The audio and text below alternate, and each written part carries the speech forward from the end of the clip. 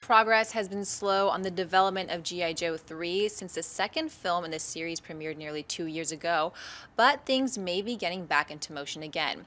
According to a report from Deadline, EYE and DISTURBIA director DJ Caruso is in talks to helm the third Joe film. Caruso has also previously directed the film I Am Number 4 and several episodes of the hit TV show The Shield. John Byers saw the idea of DJ Caruso directing G.I. Joe 3. I'll give it a buy. I like DJ Caruso. Not everything he's done has been sterling gold, but I mean, I Am Number 4, which a lot of people hated. I thought it had its upsides. I thought I Am Number 4 had some potential there and had some nuggets of some really good stuff. Didn't tie it all very well together. Disturbia was a really good little film. I even thought Eagle Eye was done quite well. And remember, he was going to direct for about 2 years. He was attached to direct Y the Last Man. Oh, that's right. And he had his Eagle Eye guy and Disturbia guy. Shia LaBeouf was also attached to that. I was really curious to see that film a lot. The G.I. Joe franchise has just never worked for me. You know, the first one was not nearly as bad as I thought it would be. I thought the first one was going to be garbage, and it was, at best I could say it was okay. But at least the first G.I. Joe film felt like a G.I. Joe film.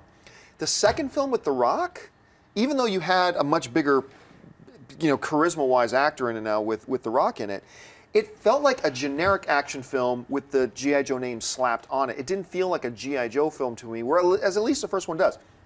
A guy like Caruso with his sensibilities, I think he could bring that back. I think he can bring that identity back to it. So my first choice, no, but a decent choice, I think so. I'll give it a buy. Christian? I'm going to buy it also for DJ Caruso because I'm a fan of his. I didn't like I Am Number 4, but I like his other work for sure. I have to disagree with you on the G.I. Joe thing just because I always based it off the G.I. Joe. I know a lot of people based it off the show. I based it off the Marvel comics. I read all the G.I. Joe Marvel comics when I was a kid. I loved them. They were very gritty. They had where they would go. The storylines were Larry Hama's Gonna Love You. Yeah, but I'm telling you, I loved the comics. So I wanted the second one. I had the feel of the comics a little more. It still wasn't the best movie, but I think that Caruso could take it more in that vein of getting away from the cartoon and getting more into the comics. And I hope they actually explore issues because there's some really good character pieces that have not yet been explored in that franchise. And I want them to do what the Fast franchise has done.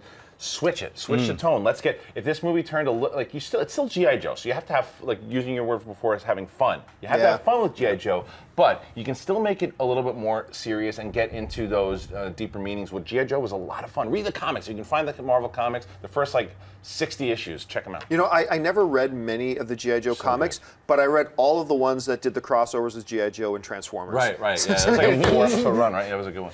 Well, I'm going to buy it too. I've been to several clubs, and the way he spins a vinyl. DJ Caruso. DJ Caruso.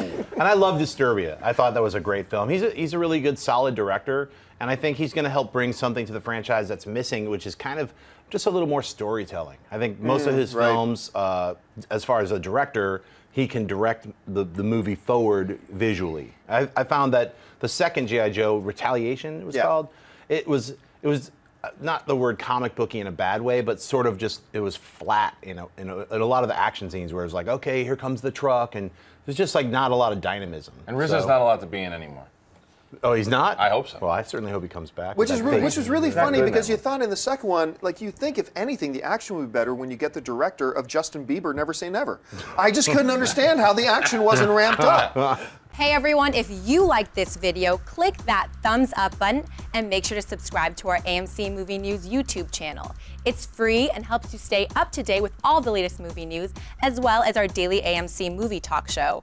Also, make sure that you follow us on Facebook and Twitter to stay up to date with all of our special promotions, contests, and prize giveaways.